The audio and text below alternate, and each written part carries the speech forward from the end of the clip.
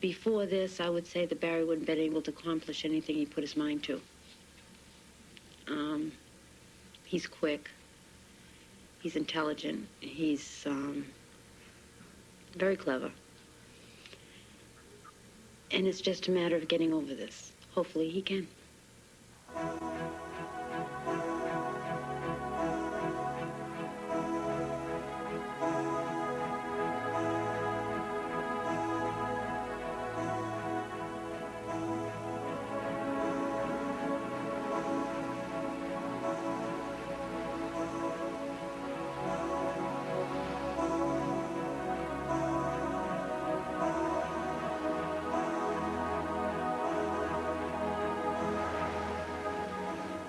The last 3 years of my marriage, my husband was on crack or whatever they call it, and it destroyed us because, you know, my kids, they would see him doing it. I was at work, and they would call me saying Daddy was in the bathroom smoking cocaine, and they would see him cut it up and put it on a can and could tell me every procedure it was to do it with, you know. And finally, like my son, he just lost all respect for him. And then the kids, they were afraid to sleep at night. I got to the point where I was afraid to sleep. He would pawn everything I had. He would steal my money. I was really basically taking care of the whole family. Avery was selling crack for somebody. He would take my money to buy the rock, to split it, to make more money. I told him, I said, hey, you don't bring that stuff in my house because I'm going to call the police on you myself. I can't hardly cope with it because I don't understand why he gets into it. I mean, family, go be church family, you know, we're a close family. Hey, I'm a living witness. I know what it can do as far as the family is concerned, to tear you apart.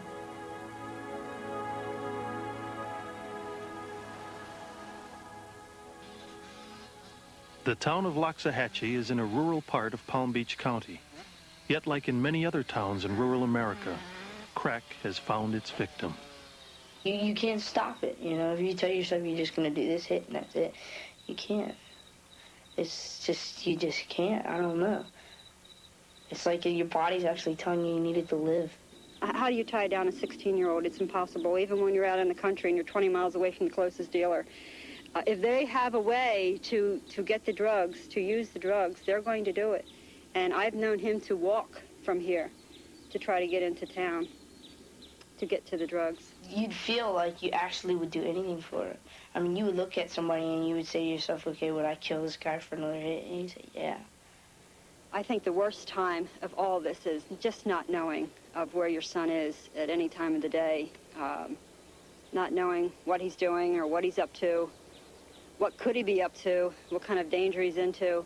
I remember I stole my mom's Visa card, and I kept withdrawing and withdrawing and withdrawing until my mom's checking account was bounced. It's kind of scary when I think about how I would feel if my son did that to me. If I had a wish, I'd wish to go back to where I was about 9 and just start all over. It's just unbelievable how he has turned from a darling little boy into this monster that has been created in the last 3 years. It's unbelievable what this drug has done to him and to us. It's just totally wiped us out. After being in and out of treatment, Stephen has been arrested for stealing his parents' van to go and buy crack. This is on Stephen Powell, Judge. Are you Mr. and Mrs. Powell? Yes, sir, we are. Are you Stephen, right? Yes, sir. Let's see, according to this, the police spotted your car at Keys Lounge with a prostitute getting into it, so they checked out the license number, came back stolen. So they arrested you. Then they claim while your father was at the hospital for treatment, you took the car. They have you charged here with illegally using your father's car. Mr. and Mrs. Powell, do you have any special concerns or anything you want to mention? He can't do anything as long as he's got this drug problem. His brain is just not with him. It's, you know, it's overpowered him. He's powerless to control his actions towards the drug. And this last time he was in treatment cost us $11,000. He was home a week and a half, and he's right back on the streets again. Okay, well, look, you'll have to stay at the detention center until next court hearing. That's it, Stephen.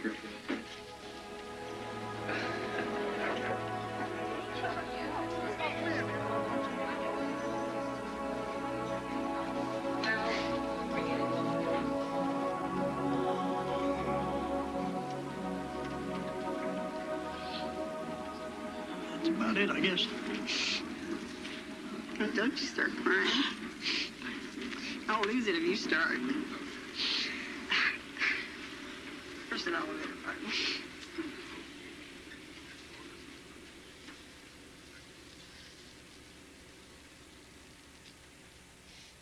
After spending 10 days in jail, Stephen is back in court. Could I ask the judge something? Yes, sir. We had wanted to ask the judge, with his permission, if we could take Stephen home at this time. He's already seen Ann Scorch over at the data center. She has agreed to take him in one day this week. If he completes his program and behaves himself, we would like to drop the charges. I don't mind releasing you, but you got to understand the situation. If you leave home or get in any further trouble, then it will just be that much tougher for you. As far as I'm concerned, this is a test to see how you do over the next few days. I understand. Okay. Thanks. Thank you. Thank you. Thank you.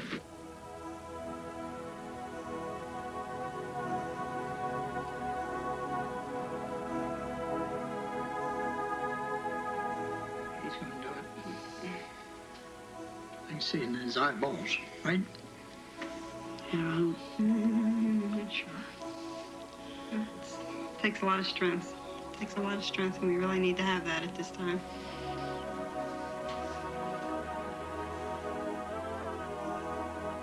Well, I went to bed about 10. And I kissed Stephen goodnight, and I says, what time are you going to go to bed? And he says, I'll go to bed about 11 or when the tape is over. I says, okay, fine. So I went to bed, and all of a sudden, about 11 o'clock, I just jumped up and yelled, Stephen! And ran out into the living room, and the TV was on, and ran to his bedroom.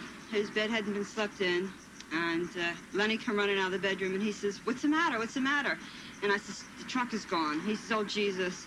So he says, check your keys. So that's the first thing I do is look for my purse, and the keys were gone. He must have taken them keys before I even went to bed because I'd have heard him. We've been out ever since, what is it now, about 2? He broke probation. As far as I know, they'd try him as an adult now. And we don't want that. And all I want to do is try to find him on our own.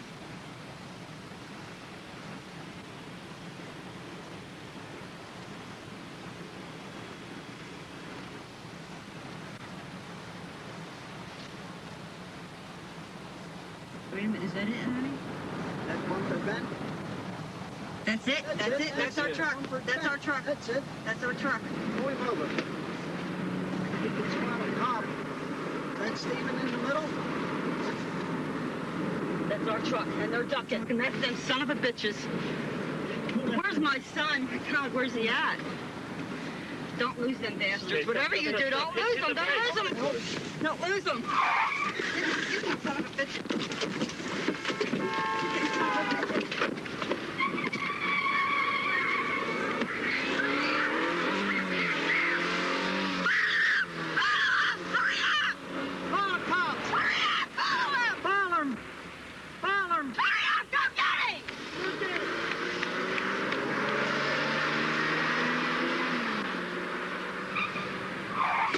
Jason, hurry up. Bastards. God, I wish I had a gun.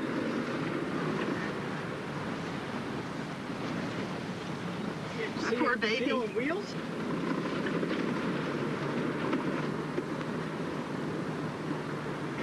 Keep after him. Don't pull him over. Don't lose them. There he goes. Right there's the left hand. Where? Son of a bitch.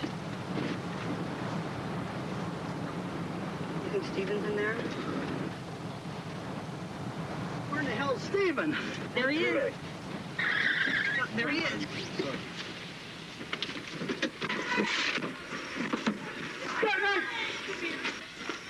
What the hell's the matter with you?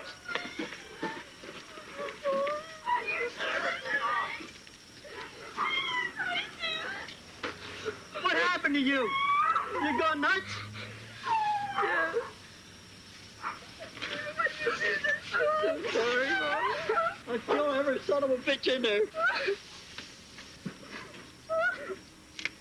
Christ. Sexton! Why are you doing this to me? What is the matter with you? You don't have to... You're nuts. What the hell are they doing driving this fucking thing?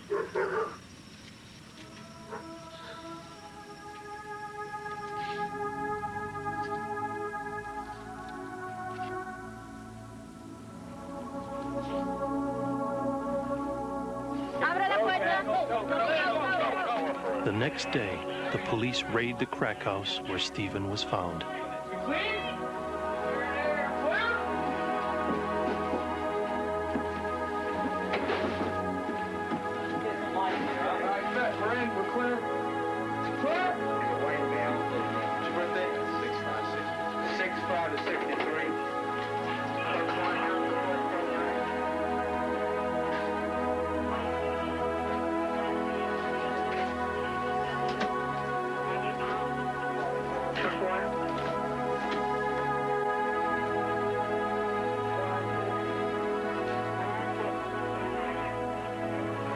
These people who are the dealers have found something which is great for them. They can take a kilo of cocaine and make so much cocaine rock out of it that it makes so much more profit than when they used to sell grams.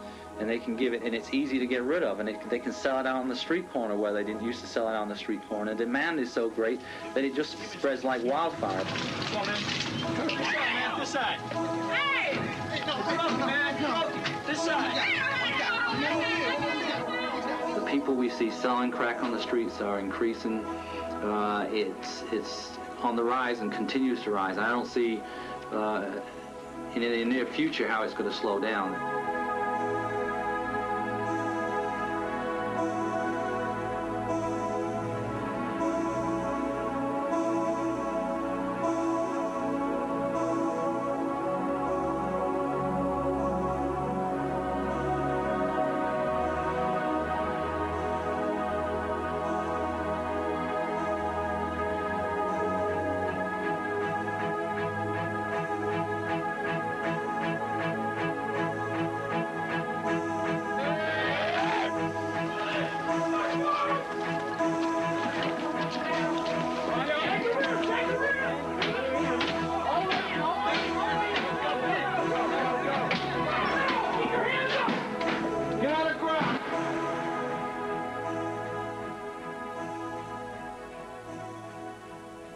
On March 20th, 1989, Stephen was readmitted to a drug treatment center.